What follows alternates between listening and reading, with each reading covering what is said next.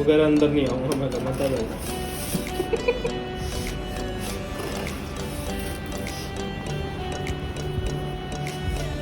इधर ही लिए डब्बे पे। तेरे पे भी नजर होनी चाहिए कौन बोल रहा है।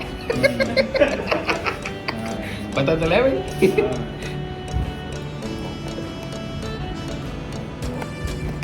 होता है कई वीडियो में भैंसो ईट भर के दे देते भैंस बहुत महंगा है। साबुन भेज देते हैं।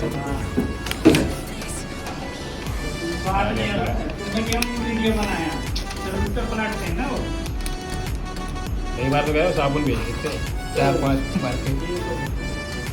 ओह ये रहा इसको ना